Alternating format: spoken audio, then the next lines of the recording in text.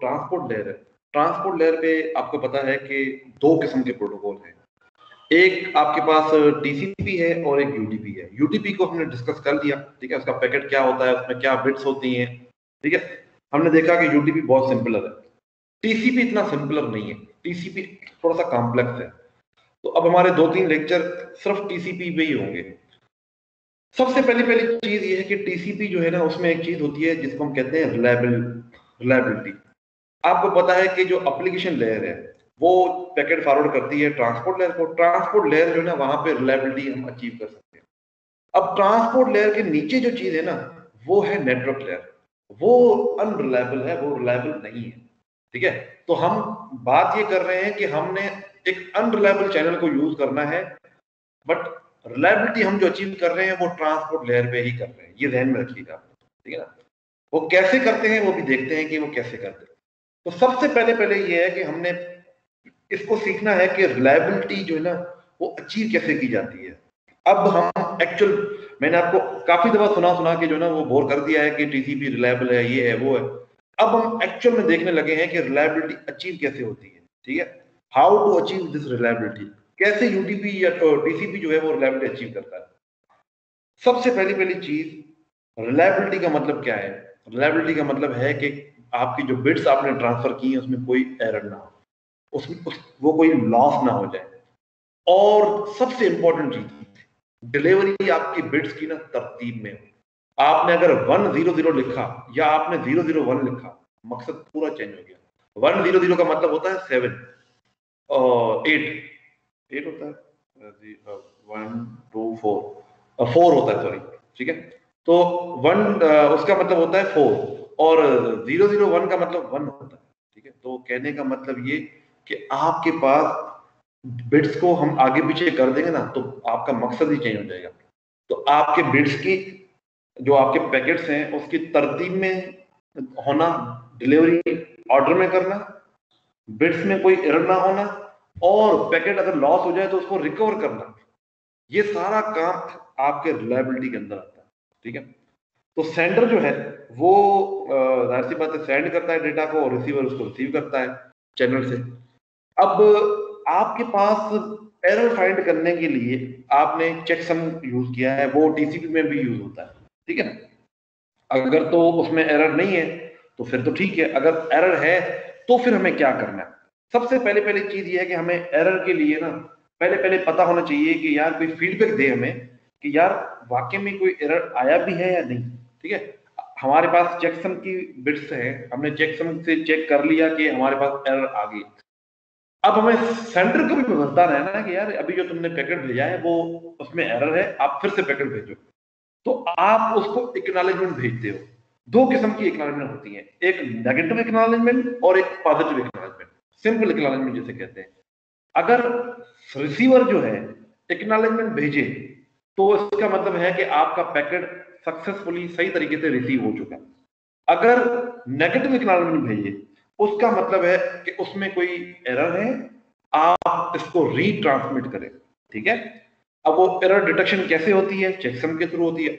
और फीडबैक आप कैसे देते हैं? नैक या एक पैकेट। अब नैक का मतलब है नेगेटिव एक्नॉलेजमेंट, एक का मतलब है पॉजिटिव एक्नॉलेजमेंट कि हमारा पैकेट जो है सक्सेसफुली पहुंच गया, ठीक है। तो ये दो मैकेनिज्म है एक्नॉलेजमेंट वाले जिसके थ्रू हम ये अचीव करते हैं, ठीक है। अच्छा, अब इसमें एक मसला है। मसला ये है कि अगर सेंडर जो है उसको पता ही नहीं चलता कि उसका पैकेट रिसीव हुआ या नहीं हुआ। वो पता क्यों नहीं चलता? या तो जो है वो लेट सपोज आपका पैकेट पहुंचा ही नहीं है उधर, या जो है आपको जो फीडबैक मिलना था, जो एक्नॉलेजमेंट या नेगेटिव एक्नॉलेजमेंट मिली थी, वो भी करप्ट हो गई है या वो लॉस हो गई है। उस केस में क्या होगा? आपका नया पैकेट है ना वो ट्रांसफर नहीं होगा। सेंडर जो है ना वो वेट करता है, असल में एक पैकेट ट्रांसफर करके वेट करता है कि मुझे पहले वाले का फीडबैक मिल जाए, फिर मैंने दूसरा भेजना है। तो वो नया पैकेट नहीं भेजेगा और पुराना पैकेट है उसको रीट्रांसमिट भी नहीं करेगा। देखो ना, अगर तो मुझे पता ही नहीं है कि मेरा पुराना पैकेट जो है वो पहुंचा है या नहीं पहुंचा, तो ना मैं नया पैकेट भेजूंगा, ना मैं पुराने पैकेट को रीट्रांसमिट करूंगा। क्योंकि रीट्रांसमिट करने के लिए मुझे नेगेटिव एक्नॉलेजमेंट मिलेगी तो मैं रीट्रांसमिट करूंगा। तो इस मैकेनिज्म में कुछ मसले मसाइल हैं, ठीक है ना। तो अब ये कहता है कि just retransmit old packet might cause retransmission of correctly received packet, ठीक है ना। अब ये कहता है कि शायद अगर हम रीट्रांसमिट करें, मिसाल के तौर पे ड्यू टू सम रीजन हम रीट्रांसमिट कर लेते हैं, हमारा पैकेट जो है वो उसका फीडबैक हमें नहीं मिला है बट हम उसको रीट्रांसमिट करते हैं, तो उसमें एक मसला आएगा। वो मसला ये होगा कि आपका पैकेट डुप्लीकेट आ जाएगा। मिसाल के तौर पे आपने पैकेट 1 भेजा, पैकेट 1 की रिक्वायरमेंट आई नहीं आपको, सेंडर ने थोड़ी देर वेट किया, उसके बाद क्या किया, उसके बाद सेंडर ने फिर से एक पैकेट भेजा, पैकेट 1 फिर से भेज दिया रिसीवर के पास। अब रिसीवर को जो है ना कंफ्यूजन हो जाएगी कि यार ये पैकेट पुराना वाला है या ये पैकेट नया है, हालांकि वो पैकेट पुराना है, तो आपको पता नहीं चलेगा कि यार क्या मतलब है, ठीक है ना। ये ऐसे ही है कि बैंक ने आपको बाय डिफॉल्ट एक नोटिस भेजा, 2 दिन बाद फिर से नोटिस भेज दिया, आपको पता नहीं चलेगा कि ये नया नोटिस है या ये उसकी कंटिन्यूशन है, ठीक है। क्या मतलब ये दो नोटिस क्यों भेज रही है मुझे बैंक, ठीक है ना। तो उसमें कंफ्यूजन हो सकती है, ठीक है। वो उसको नया पैकेट तस्लीम कर सकता है, और नया पैकेट से मुराद है कि डेटा आगे पीछे हो सकती है आपकी, ठीक है ना। आपके मैसेज में लिखना था आपने हाय, वो मैसेज में लिखा हुआ है बाय, तो वो काम खराब हो जाएगा। इस चीज को हैंडल करने के लिए क्या तरीकेकार किया है कि यार अगर तो हमने रीट्रांसमिशन की है तो डुप्लीकेशन तो आ सकती है, पैकेट डुप्लीकेट हो सकता है रिसीवर साइड पे। उसको हैंडल करने के लिए हमने क्या किया, हर पैकेट को सीरियल नंबर दिए, ठीक है। सीरियल नंबर से मुराद है जिसको हम टेक्निकली नेटवर्क की जुबान में कहते हैं सीक्वेंस नंबर। सीक्वेंस नंबर मतलब कि हम एक नंबर दे रहे हैं हर पैकेट को, ताकि हमें पता चले, अगर फर्ज करें रिसीवर ने पैकेट नंबर 0 रिसीव किया, थोड़ी देर बाद फिर से पैकेट 0 रिसीव किया, तो उसे पता चल जाएगा कि यार पैकेट 0 तो मेरे पास पहले ही पड़ा हुआ है, इसका मतलब है कि ये डुप्लीकेशन है, ठीक है ना। तो अब if receiver act neck grabble sender retransmit the current packet, ठीक है ना। अच्छा, receiver discard the duplicate packet due to sequence.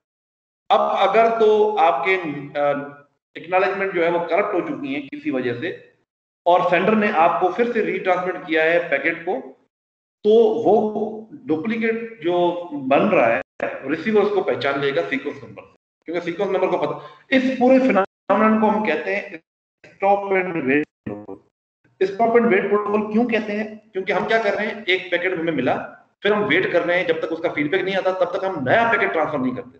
तो जब तक हम नया पैकेट ट्रांसफर नहीं करेंगे ना, तो इसको हम कहेंगे स्टॉप एंड वेट प्रोटोकॉल, ठीक है ना, कि हम स्टॉप कर रहे हैं अपने आप को और वेट कर रहे हैं कि उसका फीडबैक मिले तो हम नया पैकेट भेजें, ठीक है ना। अच्छा, ओके। अब सेंडर एंड रिसीवर एक्शन। अब सेंडर क्या करता है, सबसे पहले सेंडर आपके पास सीक्वेंस नंबर ऐड करता है पैकेट में, ठीक है ना। हम अभी जो है ना एक बहुत ही सिंपल सा सिनेरियो ले रहे हैं, उसमें सीक्वेंस नंबर हमारे पास सिर्फ 2 है, ठीक है ना, एक 0 और 1। देखो ना, अगर हमारे पास हम कह रहे हैं कि हम स्टॉप एंड वेट प्रोटोकॉल पे काम कर रहे हैं, मतलब हम एक पैकेट भेज रहे हैं और फिर वेट कर रहे हैं, फिर हमें ज्यादा सीक्वेंस नंबर की जरूरत क्या है, 0 और 1 से भी काम चल सकता है, क्योंकि आपको पता है ना कि सीक्वेंस नंबर की अगर हमने ज्यादा नंबर लगाए, मैं कहता हूँ कि 0 से लेके 15 तक मैं सीक्वेंस नंबर दे सकता हूँ, तो मुझे 4 बिट्स चाहिए। तो आपको पता है सीक्वेंस नंबर जितना बढ़ेगा उतनी बिट्स बढ़ेगी, जितनी बिट्स बढ़ेगा उतना हेडर बढ़ेगा, और जितनी हेडर बढ़ेगा जाहिर सी बात है आपके पेलोड की साइज कम हो जाएगी। तो इससे अच्छा है कि आप हेडर को कम से कम रखें। तो हमारे पास क्योंकि स्टॉप एंड वेट प्रोटोकॉल है, तो हमने कहा कि यार पहला पैकेट जाएगा उसका नाम होगा 0, अगला पैकेट होगा 1, फिर जो तीसरा नंबर पैकेट होगा उसका सीक्वेंस नंबर फिर से 0 होगा, क्योंकि तीसरा पैकेट तो तब कंफर्म जाएगा जब पहला पैकेट की एक्नॉलेजमेंट मिल चुकी होगी, ठीक है ना। तो हम उसको उस सीक्वेंस नंबर को फिर से यूज कर सकते हैं। ये ऐसे ही है कि आपने देखा होगा कहीं पे आप किसी शॉपिंग मॉल में जाते हैं, तो आपको जो ना वो एक वो आप मॉड छोटे में जाते हैं, तो वहां पे ना बाहर बैगेज का सिस्टम होता है, वो ना आपको एक नंबर देते हैं हर बैग पे, ठीक है ना। अब एक तरीका ये है कि वो हर नए बंदे को एक यूनिक नंबर दें, ऐसे तो उनको स्पेस भी ज्यादा चाहिए और ये पॉसिबल भी नहीं है। तो उसका तरीका ये है कि वो नंबर जो है ना वो रिपीट होता रहता है। फर्ज करें आप गए, आपने अपना हेलमेट और अपनी कोई चीजें उसको दे दी, उसने आपको नंबर दिया 16, ठीक है ना। अब आप निकल गए, अब ये 16 किसी और को भी दे सकता है, ठीक है ना। ये आप निकल गए तभी आपका 16 जो है ना उसके पास वापस आया होगा, वरना 16 को वो यूटिलाइज नहीं कर सकता। इसी तरह से 0 और 1 पैकेट जो है ना इसलिए काफी है, सीक्वेंस नंबर इसलिए काफी है क्योंकि हमें पता है कि जब दूसरा पैकेट हम तब भेज रहे हैं जब हमारे पास पहले पैकेट की एक्नॉलेजमेंट रिसीव हो गई है। तो इसका मतलब पहला पैकेट तो पहुंच गया है ना, तो हम उसके सीक्वेंस नंबर को यूज कर सकते हैं, ठीक है ना। तो ये 2 बिट्स, एक बिट्स है ना हमारे लिए काफी है, ठीक है ना। अच्छा, रिसीवर क्या करता है? रिसीवर चेक करता है कि क्या ये डुप्लीकेट है, अगर डुप्लीकेट है तो उसको डिस्कार्ड कर देता है, ठीक है। और डुप्लीकेशन की इसकी पता कैसे चलती है? सीक्वेंस नंबर से। और अगर उसने रिसीव कर लिया है सक्सेसफुली, तो वो उसकी एक्नॉलेजमेंट भेजता है। अगर तो उसने सक्सेसफुली रिसीव नहीं किया, उसमें एरर है, तो वो नेगेटिव एक्नॉलेजमेंट भेजता है, ठीक है। यहां तक किसी को कोई बात समझ में ना आई, ठीक है। Any issue? Sir negative acknowledgement जिस टाइम आएगी तो उस केस में फिर उसका जो नंबर उसको प्रोवाइडेड है वो दोबारा रिपीट होगा? नहीं, वो दोबारा रिपीट होगा। देखो, नेगेटिव एक्नॉलेजमेंट का सिनेरियो समझाता हूं। आपने पैकेट 0 भेजा, 0 पैकेट रिसीवर के पास पहुंच गया, बट उसमें एरर है, तो वो क्या करेगा? नेगेटिव एक्नॉलेजमेंट देगा 0 पैकेट की, नेक 0 जाएगा। सेंडर देखेगा कि नेगेटिव एक्नॉलेजमेंट आई है, बट वो पैकेट नंबर 0 की आई है, वो फिर से पैकेट 0 को ट्रांसमिट करेगा, रीट्रांसमिट करेगा, ठीक है ना। पैकेट 1 को नहीं भेजेगा, पैकेट 0 को फिर से भेजेगा। फिर जब तक उसको पैकेट 0 की रिक्वायरमेंट नहीं मिलती, एसीके का पैकेट नहीं मिलता, तब तक वो वेट करता रहेगा। जैसे ही उसको एक्नॉलेजमेंट मिल गई, फिर वो उसको पैकेट नंबर जो 1 है उसको भेजेगा, ठीक है। तब तक पैकेट 0 ही चलता रहेगा। क्लियर? सर अगर सेंड भी नहीं होगा और एक्नॉलेजमेंट भी नहीं आएगी तो उस केस में क्या करना है उसने फिर? नहीं, सेंड भी नहीं होगा मतलब क्या? मींस के प्रॉपरली, यानी कि सेंड नहीं हाँ, और एक्नॉलेजमेंट आप भी कह नहीं रहे है, हैं कि नेगेटिव। पैकेट अगर कहीं लॉस हो जाए, तो असल में ना उसके लिए होता ही है कि एक हम टाइमर सेट करते हैं। होता ही है, अभी मैं आगे बताता हूँ उसमें थोड़ी देर बाद। हमें ना टाइमर सेट करते हैं। टाइमर का मतलब होता है कि देखिए, हमने एक पैकेट भेजा, हमने उसको उसमें ना हमने हमने एक टाइमर स्टार्ट कर दी कि यार मैं इतनी देर के लिए ना वेट कर सकता हूँ इस पैकेट का। अगर इतनी देर में इसका रिप्लाई आया तो ठीक है, वरना मैं पैकेट को दोबारा भेज दूंगा, मैं रीट्रांसमिट कर दूंगा दोबारा। देखो ना, वो आपको जो पहले सिनेरियो बताया था जिसमें वो कह रहा था कि स्टक हो गया है, ये यहाँ पे नहीं बात कर रहा था कि स्टक हो गया, वो यही सिनेरियो था ना कि अगर आपका एक्नॉलेजमेंट भी नहीं आई और आपका पैकेट भी रिसीव नहीं हुआ, या पैकेट लॉस हो गया, या उसमें एरर है, तो पता कैसे चलेगा कि पैकेट मिला भी है कि नहीं मिला? तो उसके लिए तरीका ये होता है कि हम रीट्रांसमिशन करते हैं। रीट्रांसमिशन सेम पैकेट ये करते हैं, ठीक है ना। तो वो फिर से जाएगा, और अगर फिर से वो मतलब वही मसला आता है, तो फिर से हम टाइमर सेट करेंगे, ठीक है ना। तो जब भी ये पैकेट जाता है ना, हम टाइमर स्टार्ट कर देते हैं कि टाइमर उसकी लगी रहती है, ठीक है। ओके, अब यहां सर भी ये इस कहता चीज है का कि एक डिसएडवांटेज, जी जी जी, क्या कह रहे हैं? सर इस चीज का एक डिसएडवांटेज भी तो हो सकता है ना, सपोज कि बहुत ज्यादा रिक्वेस्ट आ गई हैं उस सर्वर पे और वो सारा जी क्यू में हैंडल कर रहा है, तो हाँ जिस टाइम में इसकी, यानी कि इसने अपना हाफ टाइम पीरियड पूरा कर लिया कि हाफ रिक्वेस्ट को पूरी करके ये आ चुका है, तो इसका टाइमर खत्म हो गया, वो हाँ दोबारा उसको रिट्रांसमिशन करेगा तो सर हाँ, देखो इसमें। बिल्कुल तुम सही कह रहे हो। देखो, हर चीज के ना प्रोज एंड कॉन्स होते हैं, आप बिल्कुल ठीक कह रहे हैं। ये जो है ना, इसके मैं अभी आपको सिनारियो दिखाऊंगा। ये 3-4 सिनारियोज हैं इसके ना, ये देखें, ये इसके सिनारियोज हैं, ये मैं अभी आपको दिखाता हूँ। आपकी बात बिल्कुल दुरुस्त है। ये सिनारियोज आते हैं कि ऐसा भी हो सकता है कि मिसाल के तौर पे फीडबैक आ रहा हो आपके पास, वो भी रास्ते में ही हो, आपका टाइमर खत्म हो गया और आपने रीट्रांसमिशन कर दी, हालांकि रीट्रांसमिशन की कोई जरूरत ही नहीं थी, फीडबैक तो रास्ते में था, ठीक है ना। ये मसले हो सकते हैं, ठीक है ना, ये बिल्कुल ठीक कह रहे हैं। इसके काफी सारे सिनारियो बन सकते हैं। अभी 3-4 सिनारियो मैं आपसे डिस्कस भी करता हूँ, ठीक है ना, कि क्या हो सकते हैं और वो कैसे जो है ना इसको हैंडल करता है, ठीक है ना। अभी देखते हैं 2 मिनट में। अच्छा, पहले मैं बात कर लूं इसकी कि नेक फ्री प्रोटोकॉल। नेक फ्री प्रोटोकॉल का मतलब है कि हम नेगेटिव एक्नॉलेजमेंट भेजेंगे। प्रोटोकॉल कहता है कि आप सिर्फ और सिर्फ एक्नॉलेजमेंट भेजें, वो भी काफी है। ये कैसे? हमें पता कैसे चलेगा कि इसमें एरर है या नहीं है?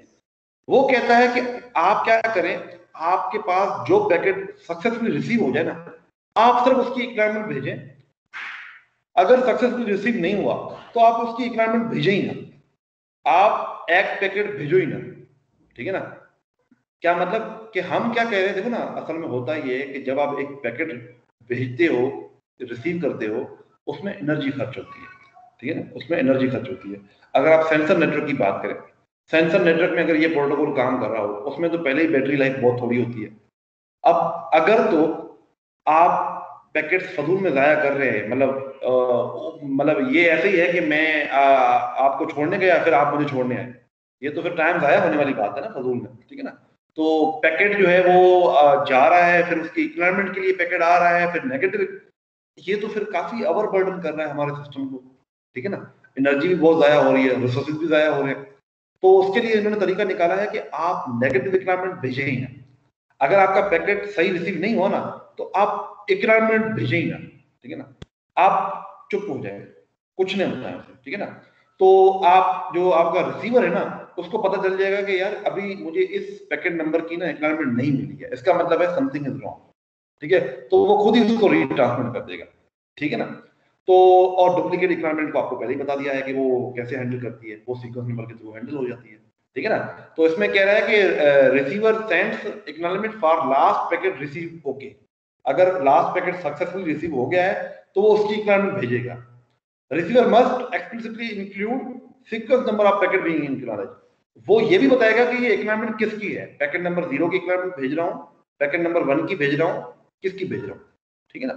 और अगर तो डुप्लीकेशन आई तो आपको पता है कि वो हैंडल हो जाएगी, क्योंकि सीक्वेंस नंबर से पता चल जाएगा कि इसकी रिक्वायरमेंट पहले आई है या नहीं आई है, या ये पैकेट पहले रिसीव हुआ है या नहीं रिसीव हुआ।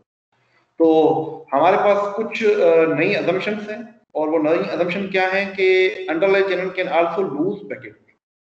हमारा पैकेट जो है ना, एक तो उसमें एरर आ सकती है, एक पैकेट हमारा ड्रॉप भी हो सकता है, ठीक है ना।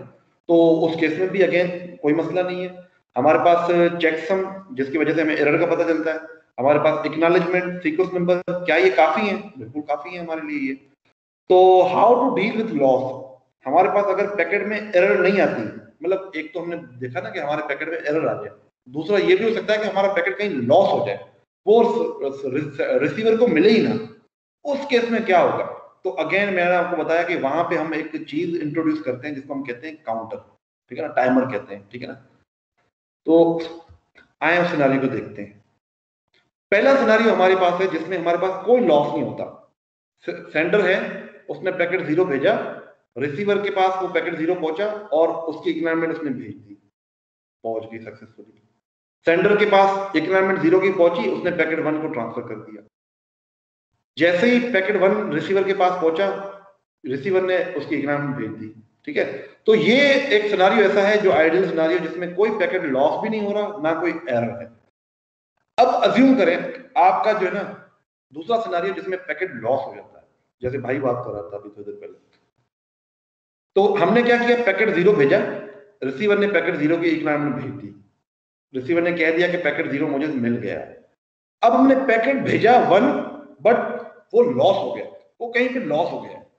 तो होगा क्या, रिसीवर जो है ना वो बेचारा क्या करेगा, उसको तो मिला ही नहीं है, रिसीवर तो कोई जवाब ही नहीं देगा, ठीक है। और सेंडर क्या करेगा, अपना टाइमर स्टार्ट किया हुआ उसने, जब टाइम आउट एक्सपायर हो जाएगा उसके बाद वो क्या करेगा, पैकेट 1 को रीट्रांसमिट करेगा, फिर से भेजिएगा। अब क्योंकि रिसीवर को ये मिल गया है, उसकी इक्विपमेंट पहुंचा देगा। तो दूसरा केस तो ये बनता है कि अगर लॉस हो जाए तो उस केस में क्या होगा। तीसरा सिनेरियो क्या है, तीसरा सिनेरियो आपके पास है जिसमें क्या होता है, जिसमें आपके पास ये होता है कि आपके पास एक्नॉलेजमेंट अगर लॉस हो जाए, मिसाल के तौर पे आपने पैकेट नंबर 0 भेजा है, एक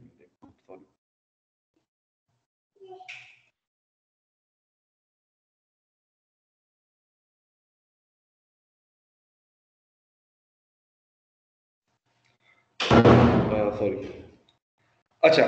तो आपके पास जब पैकेट लॉस हो जाए तो होता क्या है कि पैकेट 0 जो है एक्नॉलेजमेंट लॉस हो जाए तो क्या होगा, आपने पैकेट 0 भेजा, उसकी एक्नॉलेजमेंट आपको मिल गई, आपने पैकेट 1 भेजा बट उसकी एक्नॉलेजमेंट लॉस हो गई, मिली नहीं। अब सेंडर को समझ में नहीं आ रहा कि यार मेरा पैकेट कहीं लॉस हो गया है, ये क्या हुआ है, क्योंकि मुझे एक्नॉलेजमेंट तो मिली नहीं है। उस केस में अगेन क्या होगा, सेंडर क्या करेगा, सेंडर फिर से इसको भेजेगा, ठीक है। अब रिसीवर क्या करेगा, रिसीवर जो है ना पैकेट 0 की तो रिक्वायरमेंट भेज दी, रिसीवर क्या करेगा, देखेगा कि यार पैकेट 1 तो मेरे पास पहले से मौजूद है, फिर से ये क्यों भेज रहा है, वो कहेगा चुप करके फिर से उसकी रिक्वायरमेंट भेज देगा। जब उसकी रिक्वायरमेंट भेजेगा ना तब रिसीवर को पता चलेगा, अच्छा ठीक है, रिसीवर अब मुझे एक्नॉलेज हो गया है, ठीक है ना। तो अगर आपकी रिक्वायरमेंट लॉस हो जाए तब भी रीट्रांसमिशन होती है, ठीक है ना। अच्छा, उसके बाद एक चौथा सिनारियो है जिसमें क्या है कि प्रीमेच्योर टाइम आउट हो जाए। प्रीमेच्योर टाइम आउट से मुराद क्या है? प्रीमेच्योर टाइम आउट से मुराद है कि अगर तो आप लोग जो पैकेट भेज रहे हो वो आप रिसीवर के पास गया, उसकी एक्नॉलेजमेंट आने से पहले ही आपका टाइमर आउट हो जाए। मिसाल के तौर पे आपने पैकेट 0 भेजा, उसकी एक्नॉलेजमेंट 0 आई, फिर पैकेट 1 भेजा, अब पैकेट 1 की एक्नॉलेजमेंट थोड़ी लेट से आपको मिल रही है, पर आपका टाइमर इतना शॉर्ट था कि वो बिल्कुल बेसब्र था, उसने फौरन पैकेट 1 को दोबारा भेज दिया। उसे लगा कि पैकेट 1 पहुंचा नहीं है। अब रिसीवर क्या करेगा? रिसीवर देखेगा यार पैकेट 1 जो है उसकी तो मैंने पहले ही एक्नॉलेजमेंट भेज दी है, चलो कोई मसला नहीं है, पैकेट 1 को वो डिस्कार्ड कर देगा क्योंकि वो तो पहले से उसके पास पड़ा हुआ, और उसकी एक्नॉलेजमेंट दोबारा भेज देगा। अब सेंडर के पास एक्नॉलेजमेंट 1 जो है वो पहुंच चुकी होगी, ठीक है। जो दोबारा एक्नॉलेजमेंट आएगी ना, वो देखेगा कि एक्नॉलेजमेंट 1 अच्छा ये तो मुझे पहले ही मिल चुकी है, ठीक है, और मैंने पैकेट 0 भी ट्रांसफर कर दिया है, इसका मतलब ये डुप्लीकेशन है, इसका मतलब मैं इसको डिस्कार्ड कर, तो वो उसको डिस्कार्ड कर देगा, ठीक है। तो ये 4 पॉसिबल सिनारियोज हैं, इसके अलावा भी हो सकते हैं। तो ये 4 पॉसिबल सिनारियो जिसमें आपको समझ में आया होगा कि स्टॉप एंड वेट प्रोटोकॉल उसको कैसे हैंडल करता है।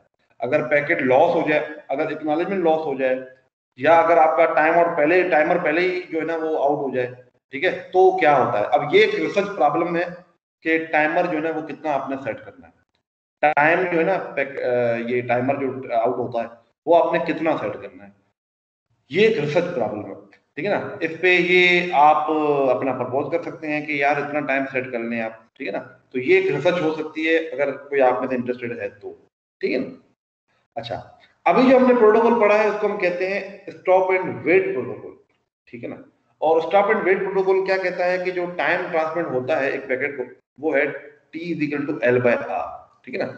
एक तो ये राउंड ट्रिप टाइम लग रहा है आपको कि टोटल टाइम आने में और जाने में कितना लग रहा है, दूसरा ट्रांसमिशन टाइम भी लग रहा है। तो टोटल टाइम आपका क्या होगा? RTT प्लस L/R, ठीक है ना। RTT प्लस L/R का मतलब क्या है कि राउंड ट्रिप टाइम प्लस में जो ट्रांसमिशन टाइम लगा है। मतलब एक तो आपने पैकेट भेजा और उसकी रिक्वायरमेंट रिसीव हुई, ठीक है, एक टाइम वो है जिसको हम राउंड ट्रिप टाइम कहते हैं। दूसरा टाइम क्या है कि आपने फाइल भेजने में कितना टाइम लगा है। अगर 1 GB की फाइल है तो जाहिर सी बात है ज्यादा टाइम लगेगा, अगर 1 MB की फाइल है तो उतना टाइम लगेगा। तो ट्रांसमिशन टाइम डिपेंड करता है आपके चैनल की कैपेसिटी पे और आपकी बिट्स आप कितनी भेज रहे हैं पैकेट में, ठीक है ना। अब इस स्टॉप एंड वेट प्रोटोकॉल में ना एक मसला है। आपको क्या समझ में आ रहा है कि स्टॉप एंड वेट प्रोटोकॉल जो है ना क्यों अच्छा नहीं है आपके ख्याल में? इसमें क्या इशू है? आपको क्या मतलब लग रहा है कि इसमें क्या इशू नजर आ रहा है आपको? कोई मसला नजर आ रहा है आपको इसमें कि बिल्कुल परफेक्ट है ये? सबसे बड़ा जो मसला है ना वो इसमें ये है कि आप एट ए टाइम पे सिर्फ एक पैकेट भेज सकते हैं। अगर आपके पास लिंक की कैपेसिटी ज्यादा है तो आप ज्यादा पैकेट भेजें, एक पैकेट क्यों भेजते हैं? मसला ये है कि स्टॉप एंड वेट प्रोटोकॉल कहता है कि यार एक पैकेट भेज के ना फिर वेट करो, तो ये तो कोई बात नहीं है। अगर एक मोटरवे है जिसपे 4 लाइनें बनी हुई हैं और टूल प्लाजा वाले सिर्फ एट ए टाइम पे एक बंदे को, एक गाड़ी को छोड़े, तो ये तो ज्यादती कर रहे हैं, ठीक है ना। तो टूल प्लाजा की लाइनें भी 4 होनी चाहिए और रोड की लाइनें तो वैसे ही 4 हैं, तो 4 गाड़ियां इकट्ठे चलनी चाहिए, ठीक है ना।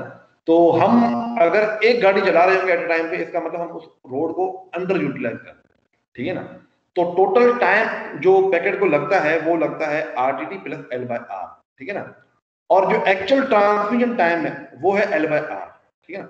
तो इसको कहते हैं चैनल यूटिलाइजेशन टाइम। मिसाल के तौर पे आपके पास ये हम परफॉर्मेंस देख रहे हैं कि स्टॉप एंड वेट प्रोटोकॉल है ना वो कैसे परफॉर्म करता है, ठीक है। तो आए इसको देखते हैं। अज्यूम करें आपके पास जो लिंक की कैपेसिटी है वो 1 GB की है, ठीक है, 1 GB पर सेकंड की स्पीड से भेज सकता है, और ये प्रोपगेशन डिले है, और ये आपके टोटल 8000 बिट्स हैं जो आपने ट्रांसफर करनी है एक जगह से दूसरी जगह। तो ट्रांसमिशन डिले कैसे निकालेंगे? वो बहुत सिंपल है, L/R, ठीक है। बिट्स आपकी 8000 है और चैनल की जो कैपेसिटी है वो 1 GB है, तो आप इसको 10⁹ से डिवाइड कर दें, 8 माइक्रोसेकंड निकल आया आपके पास, ठीक है। अब ये जो 8 माइक्रोसेकंड निकला है, आप क्या करेंगे? टोटल टाइम RTT प्लस में ट्रांसमिशन टाइम, ये है टोटल टाइम। उसमें आपने जो एक्चुअल टाइम इन्वेस्ट किया है वो डेटा का ट्रांसफर, देखो ना, जैसे मैंने आपको कहा था ना कि पैकेट है, उसके अंदर जो एक्चुअल जो चीज है वो क्या है, पे लोड है।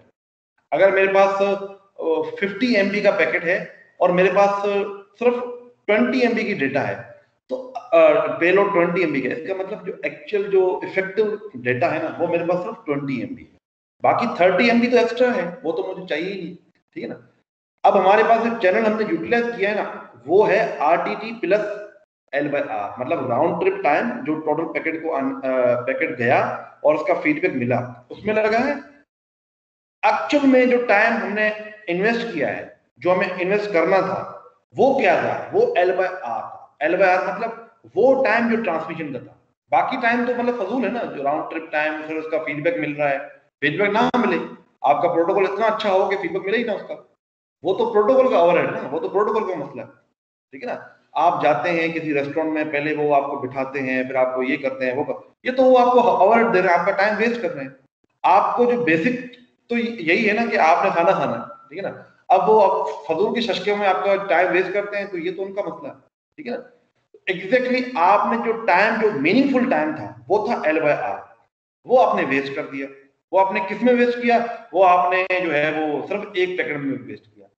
तो जो चैनल यूटिलाइजेशन निकलती है ना, L/R 0.008 है, राउंड ट्रिप टाइम अज्यूम कर लें कि 30 मिली सेकेंड है, तो आप ये सोचें कि 30 मिली सेकेंड प्लस उसमें 0.008 मिली सेकेंड ऐड करें, तो ये टोटल आपके पास ये निकल रहा है चैनल यूटिलाइजेशन टाइम, जो कि बहुत कम है, बहुत ही कम है। इतना जो है ना वो आप डेटा को अंडर यूटिलाइज कर रहे हैं, इतना आप चैनल को अंडर यूटिलाइज कर रहे हैं, तो ये तो बहुत कम टाइम है। तो आप लोगों को चैनल को देखो ना, सिंपल सी बात है, 1 GB की डेटा रेट आपको मिल रही है, आप उस पर भेज सिर्फ पॉइंट जो है वो थोड़ा सा एक पैकेट भेज रहे हैं, तो ये तो आप ज्यादती कर रहे हैं, उसके साथ आप ज्यादा पैकेट्स भेजें, ठीक है। तो हमारे पास एक ऐसे प्रोटोकॉल की जरूरत है जो कि चैनल को इफेक्टिवली यूटिलाइज करे। इसके लिए हम एक नया प्रोटोकॉल पढ़ेंगे जिसको नाम है पाइपलाइन प्रोटोकॉल। पाइपलाइन प्रोटोकॉल हम इसे क्यों कहते हैं, हम इकट्ठे जो है ना डेटा को भेज रहे होते हैं, इकट्ठी डेटा को भेज रहे होते हैं। इकट्ठी डेटा को भेजने से मुराद क्या है कि हम एट ए टाइम पे 3 4 5 पैकेट इकट्ठे भेज रहे होते हैं, ठीक है ना। तो ये हमें पाइप्स के फॉर्म में नजर आते हैं, इसलिए हम इसे पाइपलाइन प्रोटोकॉल कहते हैं। तो पाइपलाइन प्रोटोकॉल का मतलब है कि एट ए टाइम पे हम 4 से 5 पैकेट या उससे ज्यादा पैकेट भेज रहे हैं, ठीक है ना। हम एक पैकेट नहीं भेज रहे, एक से ज्यादा पैकेट भेज रहे हैं, this is called pipeline protocol. तो स्टॉप एंड वेट प्रोटोकॉल जो होता है उसमें क्या है, उसमें सिर्फ हम एट ए टाइम पे एक पैकेट भेज रहे हैं और वेट कर रहे हैं। और जो आपके पास पाइपलाइन प्रोटोकॉल है उसमें मल्टीपल पैकेट भेज रहे हैं। आप में से कोई है जो बता सकता है कि पाइपलाइन प्रोटोकॉल में बेसिक प्रॉब्लम क्या आएगा, सीक्वेंस नंबर का कोई प्रॉब्लम आएगा, वो क्या आएगा, आप कोई बता सकता है? पाइपलाइन प्रोटोकॉल में सीक्वेंस नंबर का मसला आएगा, क्या मसला आएगा सीक्वेंस नंबर का? सर वो पाइप के अंदर क्यू की फॉर्म में होता है ना, तो जी सपोज अगर कोई लॉस भी होता है तो उसका जो नंबर होगा वो दोबारा रिपीट होते हुए फिर प्रॉब्लम होगी उसमें से। नहीं, तो फिर 0 और 1 काफी नहीं है उसके लिए? देखिए ना, stop and wait sir protocol में ना हमारे पास सिर्फ 2 सीक्वेंस नंबर थे, एक 0 एक 1। क्या ये काफी नहीं है पाइपलाइन प्रोटोकॉल के लिए? जी सर है तो काफ़ी, बट वही बात आ जाती है कि एक अगर पाइप के अंदर आपने चीज़ें भेज दी हैं तो जी वो फिर अगर वहाँ पे उसके रिस्पांस अगर सपोज नेगेटिव आता है तो वो दोबारा भेजने से पहले एक और जो पैकेट होगा जो अगला वाला वो उसको रिसीव हो बिल्कुल जाएगा, तो जो आप बिल्कुल, ट्रायल के आपकी बात को मुताबिक। मैं थोड़ा सा रिफ्रेश कर देता हूँ। आपकी बात बिल्कुल ठीक है। अब असल में मसला ये है कि जो 0 और 1 है ना वो हमारे लिए नाकाफी है। नाकाफी इसलिए है, फर्ज करें हमने 0 1 भेजा, फिर 0 1 भेजा, अब क्योंकि हम 4 4 पैकेट इकट्ठे भेज रहे हैं, अगर फर्ज करें पहला वाला 0 पैकेट जो है ना वो गायब हो गया, हमें समझ में नहीं आएगा कि पहला वाला 0 गायब हुआ है या दूसरे वाला 0 गायब, ठीक है ना। तो वो हम कंफ्यूज हो जाएंगे। तो हमें वहां पे सीक्वेंस नंबर ना अब चेंज करने पड़ेंगे, अब हमें मल्टीपल सीक्वेंस नंबर लाने पड़ेंगे। ये एक ओवरहेड इसमें इंक्लूड हो गया, मतलब हमने एक फैसिलिटी दी। फैसिलिटी क्या दी कि हम मल्टीपल पैकेट्स को इकट्ठा ट्रांसफर कर सकते हैं, और उसका नुकसान क्या हुआ कि हमें सीक्वेंस नंबर बढ़ाने पड़ रहे हैं। अब 0 और 1 सीक्वेंस नंबर हमारे लिए काफी नहीं है। अगर 2 स्टूडेंट हैं फिर तो हम 0 और 1 भी कह सकते हैं, अगर मल्टीपल स्टूडेंट है तो हमें ज्यादा सीरियल नंबर चाहिए, ठीक है। एग्जैक्टली यही सिनारियो आपके पास पाइपलाइन प्रोटोकॉल में। अब हमारे पास एक बिट के सिनारियो से काम नहीं चलेगा, अब हमारे पास मल्टीपल बिट्स होंगी। लेट्स सपोज अगर हमने 4 पैकेट भेजने हैं तो हमें 2 बिट का सीक्वेंस नंबर बनाना पड़ेगा। 2 बिट का मतलब 0 1 2 3 4 नंबर हम दे सकते हैं, ठीक है। तो कहने का मतलब ये कि जितने पैकेट्स होंगे उतने हमें सीक्वेंस नंबर चाहिए होंगे, ठीक है ना। तो अब हमारे पास सीक्वेंस नंबर बढ़ जाएंगे। अब हमारे पास 0 और 1 सीक्वेंस नंबर काफी नहीं है, क्योंकि तभी हम पहचान पाएंगे कि यार 1 नंबर पैकेट ड्रॉप हुआ है, 2 नंबर पैकेट ड्रॉप हुआ है या 3 नंबर पैकेट ड्रॉप हुआ है, ठीक है ना। तो हाँ, ये हो सकता है कि हम इनको फिर रिपीटली यूज करते रहें, ठीक है ना। 0 1 2 3 4 को ना 0 1 2 3 को बार बार यूज करते रहे। बट ये नहीं हो सकता कि हम इकट्ठे 4 पैकेट भेज रहे हैं और चारों का जो है ना सीक्वेंस नंबर सेम, ये नहीं हो सकता, ठीक है ना। उनका सीक्वेंस नंबर डिफरेंट होना चाहिए, ठीक है। तो खैर नेक्स्ट क्लास में हम इसको देखेंगे कि ये कैसे जो है वो कैपेसिटी को ज्यादा यूटिलाइज कर रहा है। देखें अब आपने फर्स्ट बिट रिसीव की, ठीक है, उसके बाद उसकी रिक्वायरमेंट भेजी, सेकंड पैकेट रिसीव किया, उसकी रिक्वायरमेंट भेजी, थर्ड पैकेट रिसीव किया, रिक्वायरमेंट भेजी। अब आपके पास एक तो ट्रांसमिशन टाइम है वो L/R ही है, और दूसरा राउंड ट्रिप टाइम है वो आपके पास क्या है, वो आपके पास हो गया वही राउंड ट्रिप टाइम भी वही है, ठीक है ना। अब अज्यूम करते हैं कि कोई पैकेट ड्रॉप नहीं हुआ, बट आपके पास जो ऊपर 3L/R है, क्योंकि आप 3 पैकेट इकट्ठे भेज रहे हैं तो ट्रांसमिशन टाइम तीनों का अलग अलग है। तो total transmission time 3L/R divide by RTT plus L/R। अब आपकी यूटिलाइजेशन का जो टाइम निकला है ना वो निकला है 0.008। पहले ये बहुत कम निकला था, 0.002 निकला था, अब ये निकल गया है 0.008। इसका मतलब हमने चैनल को और ज्यादा अच्छे तरीके से यूटिलाइज किया। इसको आप परसेंटेज में अगर मिसाल के तौर पे देखें ना तो ये समझ लें कि 8% है, वो 2% है, तो बहुत कम परसेंटेज उसकी थी। मतलब हम एक चैनल को कितना ज्यादा यूटिलाइज कर रहे हैं, ठीक है ना। अब ये ऐसे ही है कि मैं मेरे घर पे इंटरनेट आ रहा है और उस इंटरनेट केबल को मैं कितनी देर के लिए इफेक्टिवली यूटिलाइज कर रहा हूँ अपने यूसीपी। मैं कहता हूँ यार मैं ना ये केबल यूसीपी के जो पढ़ाने का सिस्टम है ना उसके लिए लगा रहा हूँ, यूसीपी के काम करूंगा। तो पूरे दिन में यूसीपी के काम तो मैं नहीं करता, मैं यूसीपी के अलावा भी काम होते हैं इंटरनेट में मेरे, वो भी करता हूँ। तो अगर मैं निकालूं कि मेरा चैनल यूटिलाइजेशन टाइम क्या है, तो वो टाइम जो मैंने यूसीपी के लिए सर्व किया प्लस में टोटल टाइम मैंने कितना इन्वेस्ट किया, ठीक है। तो टोटल टाइम कितना है, round trip time plus L/R जो ट्रांसमिशन में लगा है, और यूसीपी के लिए कितना सर्व किया है वो 3L/R, ठीक है ना। तो इसको आप करेंगे तो हम कहेंगे कि चैनल को कितना मैंने यूटिलाइज किया फॉर यूसीपी। तो इसको हम करेंगे तो इसका मतलब है कि चैनल को हमने कितना यूटिलाइज किया फॉर ट्रांसफरिंग 3 पैकेट्स, ठीक है ना। तो ये आपके पास चैनल यूटिलाइजेशन है। ये कैलकुलेशन बेसिक्स ही है, कोई आपने रटा नहीं लगाना इस पे, ये कोई पूछते भी नहीं है, बट आपको पता होना चाहिए कि ये कैसे होगी। जी जी पता सर जी जी सर ये जो हम पैकेट्स ट्रांसफर कर रहे हैं, नंबर ऑफ पैकेट्स,